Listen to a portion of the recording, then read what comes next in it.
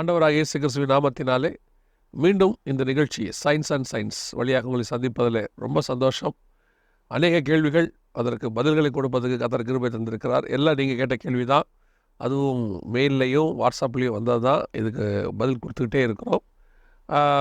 இந்த கேள்வி பதில்களோடு கூட சில ஆதாரபூர்வமான உண்மைகளையும் வருகிற வாரங்களில் உங்களோடு கூட பகிர்ந்து கொள்ள வேணும்னு சொல்லி நாங்கள் விரும்புகிறோம். இன்றைக்கும் நம்ம கேள்விகளுக்கு பதில் கொடுக்கறதுக்கு பிரதர் ரூபன் வந்திருக்கிறாங்க. வாங்க நம்ம நேரடியாக நிகழ்ச்சிக்குள்ளே போகலாம்.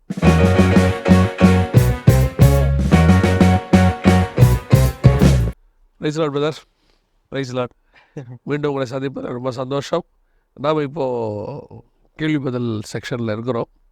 ஒவ்வொரு கேள்விகளுக்கும் நீங்கள் கொடுக்குற பதில்கள், அதுக்கு கொடுக்குற உதாரணங்கள் ரொம்ப யூஸ்ஃபுல்லாக இருக்குது. போன தடவை நம்ம பார்த்த அந்த எர்த்து ஆர்பிட்டில் சுற்றுற ஸ்பீட் எல்லாமே உண்மையிலே ரொம்ப அமேசிங்காக இருந்துச்சு. இருக்கிற விஷயந்தான், பட் அதை நம்ம தெரிஞ்சிக்கும் போது ரொம்ப பிரயோஜனமாக இருந்துச்சு. இன்றைக்கி நம்ம ஒரு சிம்பிள் கேள்விகள்னு சொல்லலாம், ஆனால் ரொம்ப கிரிட்டிக்கல் விஷயம். சில நேரத்தில் பார்த்தீங்கன்னு சொன்னால் கேன்சர், இந்த எய்ட்ஸ் எல்லாம் பெரிய வியாதி. அது கவலையை நீங்கள் எடுத்துக்கிட்டீங்கன்னு வச்சுங்களேன், சாதாரணமாக எல்லோரும் சொல்லுவாங்க கவலையாக இருக்கும். பட் கவலைங்கிறது ஒரு மிகப்பெரியதான வியாதி. எத்தனையோ பேருக்கு கவலையினால் வரக்கூடியதான பிபி, அதனால் வரக்கூடிய ப்ராப்ளங்கள்லாம் செயின் ஆஃப் ப்ராப்ளம்ஸ்க்கு அது காரணமாக இருக்கும். கவலை தான் அதனால தான் ஆண்டவர் திருப்பி கவலைப்படாதீங்கன்னு சொல்லுவார். கேட்கறதுக்கு ரொம்ப சிம்பிளாக தான் இருக்கும், ஆனால் அதுக்கு பின்னாடி இருக்கக்கூடியதான ஆபத்து ரொம்ப பெருசாக இருக்கும். ஏன் இவ்வளோ பெரிய பில்டப் கொடுக்குறேன்னு பார்க்குறீங்களா? அப்படி ஒரு கேள்வி தான் இன்றைக்கி நமக்கு வந்திருக்கு. அந்த கேள்வி தான் ஃபஸ்ட்டு கேள்வியாக பார்க்க போகிறோம். தம்பி கேட்டிருக்கிறாரு. என்ன கேட்டிருக்காருன்னா, நான் ஏன் பைபிளுக்கு கீழ்ப்படியணும்? பைபிள் என்னை கண்ட்ரோல் பண்ணுறதுக்கு காட் அன்பானவர், இருந்துட்டு போட்டோம், எல்லாம் ஓகே தான். பட் அவர் ஏன் என் லைஃப்பில் இன்டர்ஃபியர் ஆகிறாரு? அவர் ஒரு சட்டத்தை எழுதுறாரு, அவர் ஒரு புக்கு கொடுக்குறாரு, நான் இதுபடி தான் நடக்கிறோம் அப்படின்னு சொல்கிறாரு. அது என்னுடைய சுயாதீனத்துக்குள் தலையிடுற மாதிரி இல்லையா? என்னுடைய பர்சனலாக எனக்கு இருக்கக்கூடியதான ஒரு லிபர்ட்டிக்குள்ளே தலையிட்டு என்னை ஒரு டிக்டேட்டர்ஷிப்குள்ளே கொண்டு போகிற மாதிரி இல்லையா அப்படின்னு சொல்லி கேட்டிருக்கிறார். இதுக்கு நீங்கள் என்ன பதில் சொல்லுவீங்க? Praise lord. உங்கள் இன்விடேஷனுக்கு ஒன்ஸ் அகெயின் தேங்க்யூ.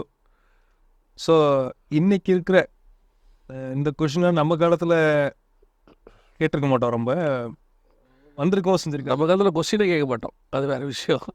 கேட்கவும் விட மாட்டாங்க வச்சுங்க. அப்படியே ஒருத்தர் கேட்டாலும் அவரை தேச துரோகி மாதிரி ஒதுக்கி தள்ளிடுவாங்க. ஐ திங்க் இது ஒரு இம்பார்ட்டண்டான கொஷின். காடு அவர் ஒரு சட்டத்தை எழுதி வச்சுருக்காரு. அவர் சட்டத்தை எழுதி வச்சுட்டு நான் கீழ்ப்படியிலேருந்து இது பண்ணால் அது என்ன நியாயம்? ஒருவேளை அது கிறிஸ்தவர்களுக்கு மட்டும்னா கூட ரைட்டு. நம்ம என்ன சொல்கிறோம், நியாய தீர்ப்பு எல்லாருக்கும் உள்ளது, எல்லாருக்கும் இருக்குது. ஆமாம், தேவ சாயலில் படைக்கப்பட்ட அத்தனை பேரும் மறுத்த பின் நியாய தீர்ப்பு இருக்குங்கிறது வசனம் சொல்லுது. அது எப்படி நான் நம்பவே இல்லையே, நான் எப்படி அந்த ஜூரிடிக்ஷனுக்குள்ளே நான் வருவேன் அப்படிங்கிறது இந்த கொஷின் ஒரு காம்ப்ளெக்ஸான கொஷினில் ஒரு கொஷின் தான். ஸோ இது காம்ப்ளிகேட்டடாக இருந்தால் கூட இதுக்கு ஒரு எக்ஸாம்பிள் வச்சுப்போம். ஃபென்டனில்னு ஒரு ட்ரக் இருக்குது, இல்லாட்டி மார்வானான், இந்த கஞ்சாவோட போதைப்பொருள் இருக்குது. இல்லை, இப்போ நம்ம இதெல்லாம் இருக்குதுன்னு சொன்னோம்னா உங்களுக்கு எப்படி தெரியும்? அடுத்த கேள்வி கேட்பாங்க இவங்க நியூஸில் ஏன்னா இப்போலாம் ஏதாவது சொன்னோம்னா இது எப்படி இவருக்கு தெரியுது அப்படின்றாங்க எங்களுக்கு. இதெல்லாம் பத்திரிகையில் வந்த விஷயங்கள். ஓகே, இதில் என்னென்னா, அமெரிக்காவில் சில மாகாணங்களில் ட்ரக்ஸ் லீகல். அமெரிக்கா, கனடாவில் கூட லீகல் ஆக்கிட்டாங்க. இப்போ லீகல் ஆக்கிட்டாங்க. ஆமாம். இப்போ ஒருத்தர் அங்கே போய் கஞ்சா அடிக்கிறார், அவங்கள போலீஸ் அரெஸ்ட் பண்ணாது ஜட்ஜ்மெண்ட்டுக்குள்ளே கொண்டு வரார். கையில் கஞ்சா இருந்தாலும் ஒன்றும் செய்ய முடியாது. Above 18 they have. ஆமாம், அவங்க யூஸ் பண்ணுறாங்க. இப்போ இதே பர்சன் அங்கே இருந்து இந்தியாவுக்கு வர்றார், இந்தியாவுக்கு கஞ்சாவை யூஸ் பண்ணுறாரு. நம்ம ஊரில் என்ன பண்ணுவோம்னா, அதுக்கு பிடிச்சி தூக்கிலலாம் போட மாட்டாங்க, பிடிச்சி ஜெயிலில் போடுவாங்க. அது விசாரணை போகும். முன்னாடி மிஞ்ச போனால் ஜெயிலில் வைப்பாங்களே இல்லையா, அதுக்கு மேலே எதுவும். இதே சிங்கப்பூராக இருக்குது, சவுதி அரேபியா, சிங்கப்பூர், சவுதி அரேபியாக்கெலாம், மலேசியாக்கெல்லாம் போயிட்டீங்கன்னா தூக்கில் போட்டுருவாங்க இதே கூட்டம். ஆமாம். அதுவும் ஜப்பான் மாதிரி சில நாடுகள் இருக்குது. அங்கே ஒரு வினோதமான ப்ராக்டிஸ் என்னென்னா, தூக்கில் போடுறதுங்கிறத டிக்டேட் பண்ணிட்டாங்கன்னா என்னைக்கு தூக்கில் போடுறாங்கன்னு சொல்ல மாட்டாங்க. அவங்களோட ஜுடிஷரி அப்படி தான். ஓகே, கைதி தூக்கு தண்டனை கொடுத்த ஒரு கைதிக்கு அன்றைக்கி காலையில் தான் தெரியும் தூக்கு போட போகிறாங்க அப்படின்னு. முன்கூட்டியெல்லாம் அனௌன்ஸ் பண்ண மாட்டாங்க. சொல்ல மாட்டாங்க. அவங்களுடைய ஜுடிஷியல் சிஸ்டம் அப்படி. ஓகே. இன்னைக்கு இந்த நாளில் இது நிறைவேற்றப்படும்னு சொல்ல மாட்டாங்க. ஸோ இது ஒரு மாதிரி ஒவ்வொரு கண்ட்ரிலையும் ஒரு மாதிரி சிஸ்டம் இருக்குது. அப்போ யூஎஸில் இருக்கிற ஒரு ஆள் மலேசியாவில் போய் ட்ரக்ஸை யூஸ் பண்ணால் அவரை ஜெயிலில் போட்டுட்டு தூக்கில் போட்டுறாங்க. யூஎஸில் பண்ணால் அது இல்லை. இப்போ இதுலேருந்து ஒரு லாஜிக் நம்மளுக்கு புரியுது. நம்ம எங்கே போகிறோமோ அந்தனுடைய நாட்டுடைய சட்டத்திற்குள்ளதாக நம்ம உட்பட்டுறோம். ஓகே. எந்த இடத்துல நம்ம இருக்கிறோமோ அது நம்ம ஆளுகை செய்கிறது அந்த நாட்டுடைய சட்டம் தான். நீங்கள் சொல்லும் போது எனக்கு இன்னொன்று ஞாபகம் வருதுன்னா, இந்தியாவில் வந்து பாயாசம் சாப்பிடுவாங்க. பாயாசத்தில் கசகசான்னு ஒன்று யூஸ் பண்ணுவாங்க. அவங்க சில பொருட்கள் அந்த கசகசா யூஸ் பண்ணுவாங்க. அது வந்து ஒரு ஒரு ஜீரணத்துக்கான அப்படின்லாம் சொல்கிறதுக்கான ஒரு பொருள். பட்டை லவங்கம் மாதிரி. சவுதி அரேபியாவில் கசகசா அஃபென்ஸு. ஓ, நீங்கள் இந்தியாவிலேருந்து ஸ்பைசஸ் கொண்டு போகிறீங்கல்ல, ஆமாம், மிளகாத்தூள் அதில் கசகசா கொண்டு போனீங்கன்னா உங்களுக்கு தூக்கு. ஓ, சவுதி அரேபியாவில் தூக்கு போட்டுருவாங்க. ஏன்னு கேட்டிங்கன்னா கசகசா வந்து போதைப் பொருள் அங்கே.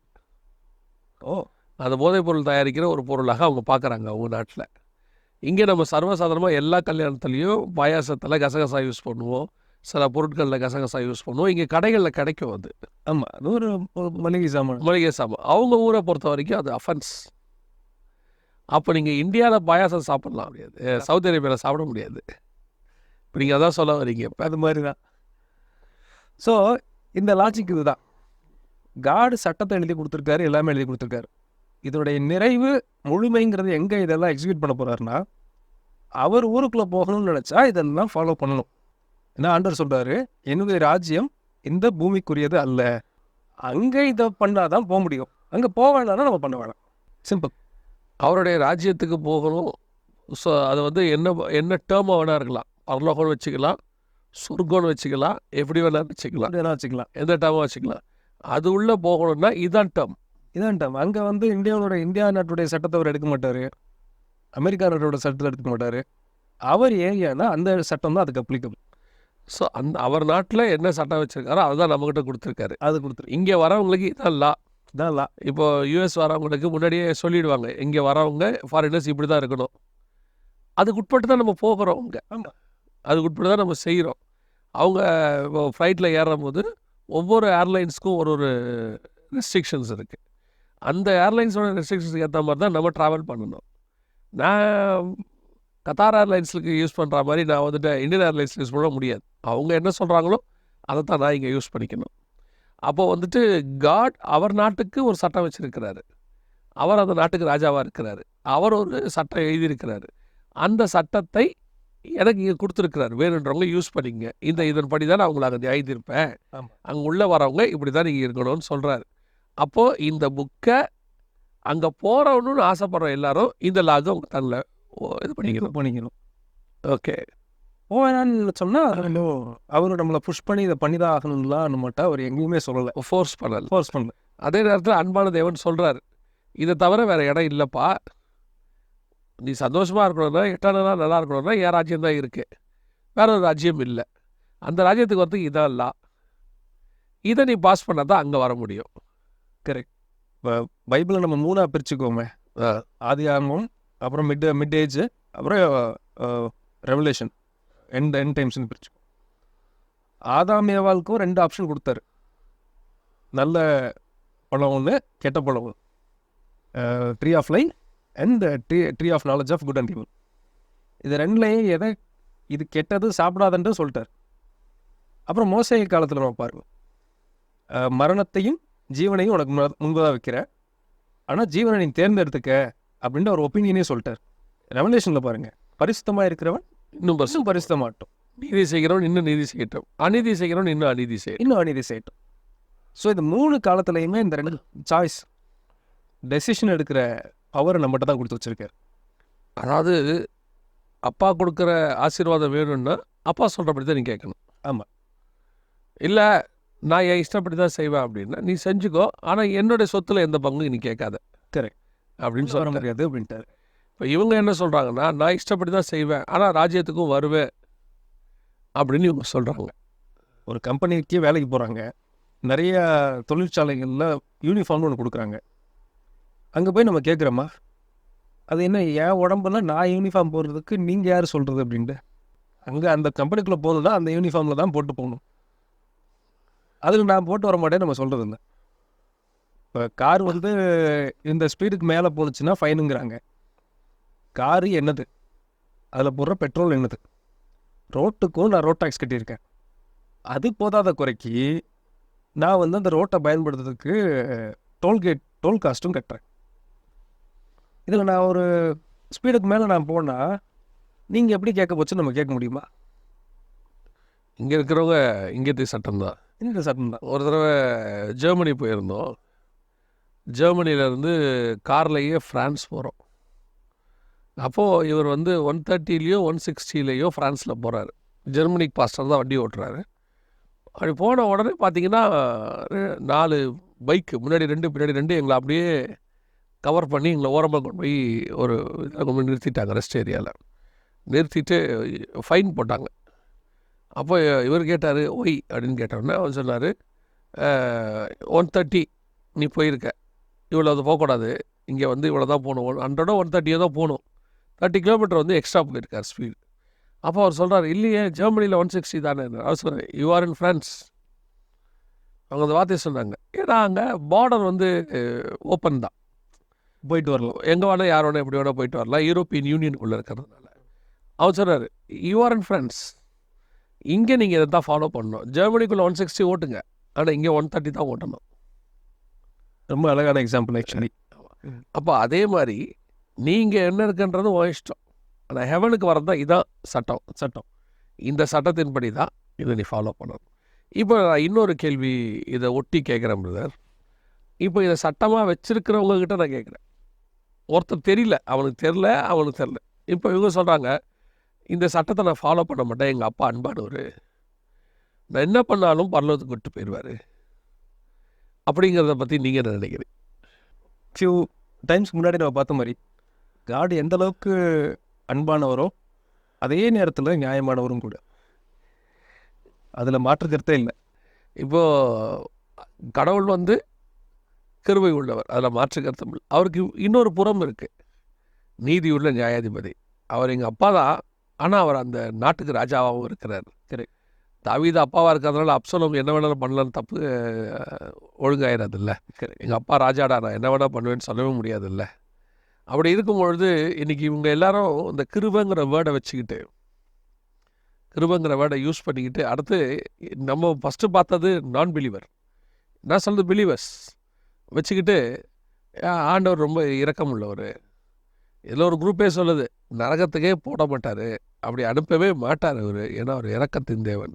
இன்னொரு குரூப் சொல்லுது, நரகத்துக்கு போடுவாங்க, பட் டெம்பரவரி, கொஞ்ச நாள் போட்டு ஆண்டவர் கூப்பிட்டு வந்துடுவார், ஏன்னா அவர் இரக்கத்தின் தேவன், ரொம்ப நாள் அங்கே இருக்கிறதுக்காக அவர் என்ன செய்ய மாட்டார், அனுமதிக்க மாட்டார். இப்படி ஆண்டவருடைய லா புக்கை, இந்த புக்கை வந்து அவங்க எத்தனை பேருமே என்ன செய்கிறாங்கன்னா அவங்களுக்கு ஏற்ற மாதிரி மாறுறாங்க, அல்லது மீறுதல். ஆதாம் என் உடன்படிக்கையை மீறினான் அப்படிங்கிற மாதிரி அதெல்லாம் ஒரு வகையான மீறுதல். நான் எப்பவும் பைபிளும் சரி உலக பிரகாரமாக சரி நான் பார்க்குறேன், கடவுள் வந்து சொல்கிறார் மோசே கிட்ட, நீ என் பின்புறத்தை பார்ப்பாய். பின்புறம்னா பேக் சைடு அர்த்தம் என்னென்னா, ஒரு பக்கம் அவர் எரிச்சல் உள்ள தேவன், ஒரு பக்கம் கிருபையும் இரக்கம் நிறைந்தவரை வெளிப்பட்டார். அவருக்கு 2 பக்கம். அதே மாதிரி ஒரு காயினுக்கு 2 இருக்குது, ஹெட் ஆர் டைல்ஸ் நம்ம சொல்கிறோம், ஏதாவது ஒன்று கண்டிப்பாக இருக்கும், 2 இருந்தால் தான் அது ஒரு காயின். ஒரு பக்கம் பிரிண்டாக காட்டி அது காயினாக இருக்காது. அதே மாதிரி தேவன் இப்போ கிருபை உள்ளவராக இரக்கம் உள்ளவராக இருக்கிறார், நீதி உள்ள நியாயாதிபதியாகவும் இருப்பார். அப்போது அதுலேருந்து நீங்கள் தப்பிக்கிறதுக்கு இது ரொம்ப அவசியமாக இருக்குது. Very true. இயேசு கிறிஸ்துவை நிறைய பேர் இந்த ஆட்டுக்குட்டி தூக்கி வச்சுட்டு இருக்காருன்னு நினச்சிட்டு இருக்காங்க. நான் அப்படி கிடையாது. அவருடைய இன்னொரு ரூபம் பழைய ஏற்பாட்டிலையும் ரெவலேஷன்லையும் பார்த்தோம்னா நம்மளுக்கு தெரியும், பட்டயத்தோடு இருக்கிறாரு. பயங்கரமான ரெவலேஷன் கடைசியில் வரும்போது பட்டயத்தோடு வராருன்னு இருக்குது 19ஆம் அதிகாரத்தில். பழைய ஏற்பாட்டில் பல இன்ஸ்டன்ஸில் அவரை பார்த்தா தெரியும், அவருடைய இன்னொரு ஒரு வல்லமை நிறைந்த முகத்தையும் அவர் காமிப்பார். டோட்டல் பைபிள்லேயே வருது. பிதாவாகிய தேவனை கூட அப்படி பைபிள் சொல்லாது.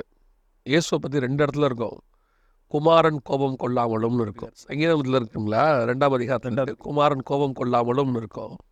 வெளிப்படுத்தல் 6 பார்த்தீங்கன்னா வசனம் தெளிவாக சொல்லும், சிங்காசனத்தின் மேல் வீற்றிருக்கிறவருடைய முகத்திற்கும் ஆட்டுக்குட்டியானவருடைய கோபத்திற்கும் எங்களை மறைத்து கொள்ளுங்கள். பர்டிகுலர்லி கிரைஸ்டோடைய கோபம்.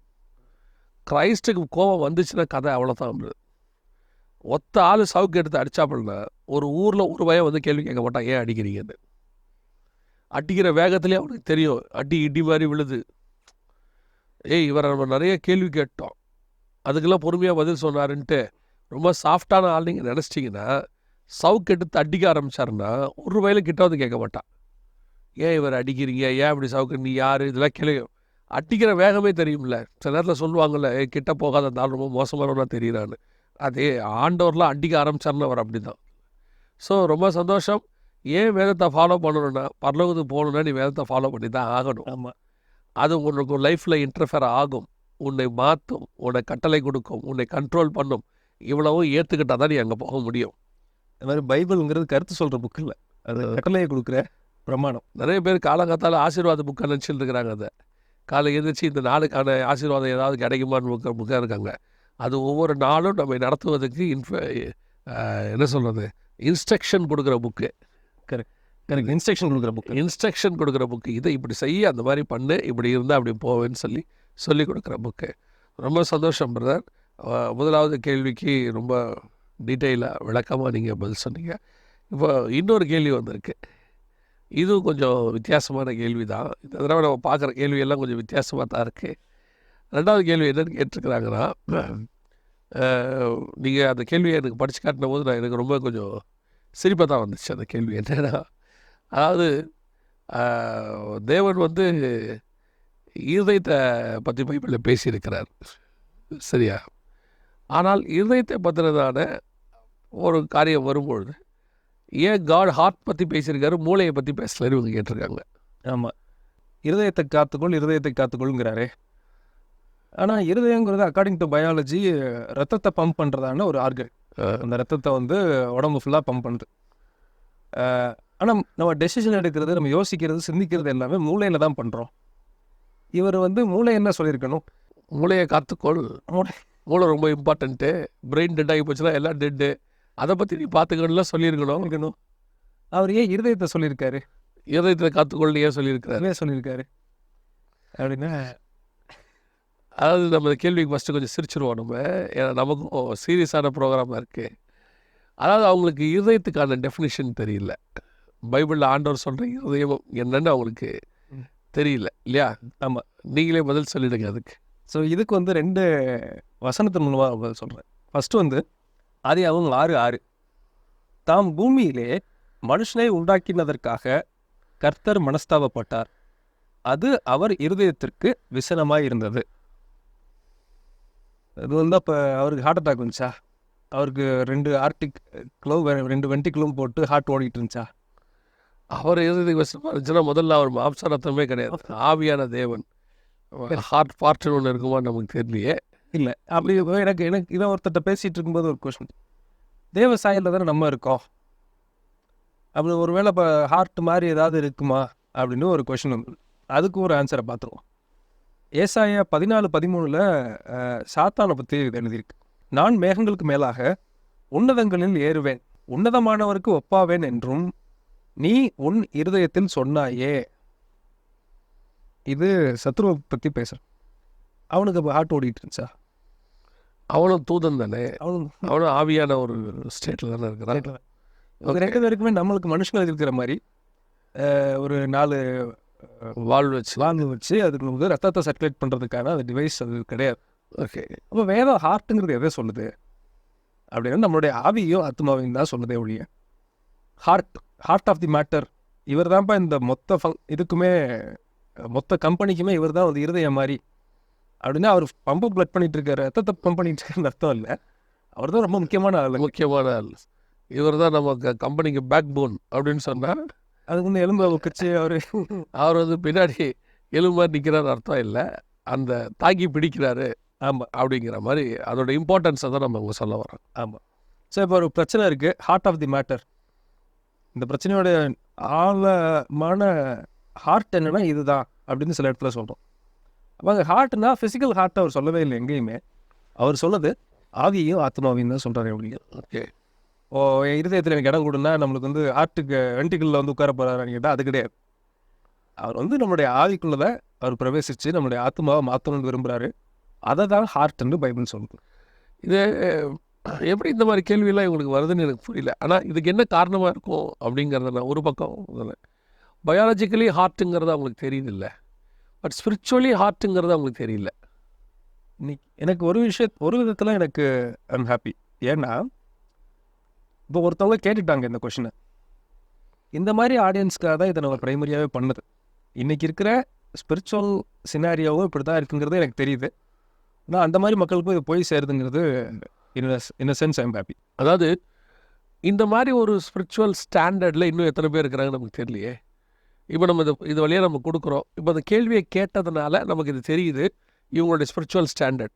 ஏன்னா ஆண்டவர் சொல்கிறார், முழு இருதயத்தோடும் முழு பலத்தோடும் முழு ஆத்மாவோடுன்னு சொல்லும் பொழுது இவங்க முழு இருதயம்னா என்ன நினச்சிட்டு இருந்திருக்கிறாங்க இது வரைக்கும்? ஹோல் ஹார்ட்டட் அப்படின்னா என்ன அர்த்தம்? என்னுடைய இருதயத்தில் இருக்கிற வாழ்வு இதெல்லாம் மொத்தமாக அப்படின்னு அர்த்தமா? அப்படின்னு இல்லை. என் ஆவி என் ஆத்மா அத்தனையும் கர்த்தருக்குரியது அப்படிங்கிறத தான் அங்கே நம்ம சொல்ல வரோம் இல்லையா? அப்போ இவங்களுக்கு இதை இன்னும் சரியான போதனை கிடைக்கலையோ, இல்லை அவங்களுக்கு இதை பற்றி இன்னும் சரியான புரிதல் யாரும் கொடுக்கலையோ தான் நான் பார்க்குறேன். ஏன்னா நான் சில இடங்களுக்கு போகும்பொழுது இப்போது வாலிபர்கிட்ட உட்காந்து Q&A செக்ஷன் தான் நிறைய பேசுகிறோம். நான் என்னை பொறுத்த வரைக்கும் வாலிபர்களுக்கு வந்து நம்ம செய்தி கொடுக்கறது ஒரு பக்கம், அதோட ரொம்ப அதிகம் Q&A வைக்கிறோம். இப்போ என்ன ரீசன்னா அவங்ககிட்ட என்ன இருக்குன்னு எடுக்க வேண்டியிருக்கு. அப்போ ஒரு சர்ச்சில் உட்காந்து வாலிபர்கிட்ட பேசிகிட்டு இருக்கும்போது அவங்க வந்துட்டு ராப்சர் அப்படின்னா அந்த வாலிபன் சொன்ன வார்த்தை, அப்படி ஒரு வேர்ட் நான் கேள்விப்படவே இல்லையே எங்கள் சர்ச்சில் அப்படிங்கிறான். அப்போ தான் எனக்கு புரியுது, அப்போ சர்ச் என்ன போதிக்குது. நமக்கெல்லாம் சர்ச்சுக்குள்ளே போன உடனே நமக்கு போதிக்கிற மிக முக்கியமான மூல உபதேசங்களில் ஒன்று இந்த ரட்சிப்பு, ஞானசானம், அபிஷேகம், அதை ஒட்டி தானே வருகை, ராப்சர், இதெல்லாம் நமக்கு சொல்லி கொடுத்துருவாங்க. இப்போது இந்த அளவுக்கு ஒரு கேள்வி வருது அப்படின்னா அவருடைய ஸ்பிரிச்சுவல் ஸ்டாண்டர்ட் எந்த அளவுக்கு இருக்குது அதை நம்ம யோசிக்க வேண்டியிருக்குல்ல அந்த இடத்துல. ஸோ அதனால் இது போன்ற கேள்விகளை கேட்குறவங்கள நம்ம வந்துட்டு இப்போ தப்பாக எடுக்க முடியாது. ஏன்னா அதுதான் அவங்க ஸ்பிரிச்சுவல் ஸ்டாண்டர்டாக இருக்குது. இருதயம்ன்றது இருதயமாகவே எடுத்துக்கிறாங்க. என் கண்ணை உண்மையில் வைத்து அப்படின்னா ஆண்டோடைய கண்ணை கொண்டு வந்து நம்ம மேலே வச்சிடுறாரு போல், கழட்டி வச்சிடுறாரு போல். இப்போது இவங்களுடைய புரிதல் எல்லாமே இந்த அளவுக்கு தான் இருக்குன்னு சொல்லி நம்ம பார்க்க வேண்டியதாக இருக்குது இல்லையா? ட்ரூ கொஞ்சம் அது வித்தியாசமாக தான் இப்போ இருக்குது. ஆமாம். அப்போது இதை பார்த்துட்ருக்கிற நேயர்கள், விசுவாசிகள், உங்களுக்கும் நாங்கள் ஒரு காரியத்தை சொல்ல விரும்புகிறோம். என்ன அப்படின்னு கேட்டால், உங்களுடைய கேள்விகள் எப்படிப்பட்டதாக இருந்தாலும் எழுதுங்க. என்ன சொல்லிங்க பிரதர்? ட்ரூ. எப்படி இருந்தாலும் எழுதுங்க. அது வந்து என்ன நினைப்பாங்களோ தப்பாக நினைப்பாங்களோ அப்படிலாம் யோசிக்காதீங்க, எழுதுங்க. நீங்கள் கேட்கிற கேள்விகள் வந்து உங்களுக்கு பதில் கிடைக்கிறது ஒரு பக்கம், இன்னொரு பக்கம் உங்களைப் போல இதே மாதிரி சந்தேகத்தோடு கூட நிறைய பேர் இருப்பாங்க. அவங்க கேட்க யோசித்துக்கிட்டு இருப்பாங்க, பயந்துட்டு இருப்பாங்க. பொதுவாக நாங்கள் எப்பவும் தான் சொல்லுவோம், ஒரு Q&A செக்ஷனுக்கு போயிட்டோம்னா முதல் கேள்வி கேட்குற ஆள் வர வரைக்கும் நம்ம ஐஸ் பிரேக் பண்ண வேண்டியிருக்கும். யார் கேட்குறீங்க, யார் பண்ணுறீங்க, எதையாவது சொல்லி கேட்க வைக்கணும். ஒரு ஆள் ஆரம்பிச்சிட்டாருன்னா அடுத்து அடுத்து அடுத்து அடுத்து என்ன செஞ்சுருவாங்க, எல்லாரும் பதில் சொல்ல ஆரம்பிச்சிடறாங்க. உங்களுக்கும் அதைத்தான் நாங்கள் சொல்லுகிறோம். கேள்விகளை கேளுங்கள். என்ன சந்தேகமாக இருந்தாலும் எங்கள்கிட்ட சொல்லுங்கள். தெரிஞ்ச வரைக்கும் நாங்களும் உங்களுக்கு வேதாகமத்தின் துணையோடு கூட கர்த்தருடைய துணையோடு கொண்டு நாங்கள் பதில் சொல்ல தயாராக இருக்கிறோம். இந்த நிகழ்ச்சியில் நீங்கள் பங்கு பெற்றதுக்கு, இந்த நிகழ்ச்சியை நீங்கள் பார்ப்பதற்கு ரொம்ப சந்தோஷம். இதே மாதிரி அநேகருக்கு இதை தெரியப்படுத்துங்க, அவங்களுக்கு பிரயோஜனம் இருக்கிறதுக்காக சொல்கிறோம். இன்றைக்கி நம்மோடு கூட வந்த பிரதர் ரூபனுக்கு நன்றி. கர்த்தர் சித்தமானால் இன்னொரு நிகழ்ச்சியில் நான் மீண்டும் இதே மாதிரி சந்திக்கலாம். Thank you so much. தேங்க்யூ.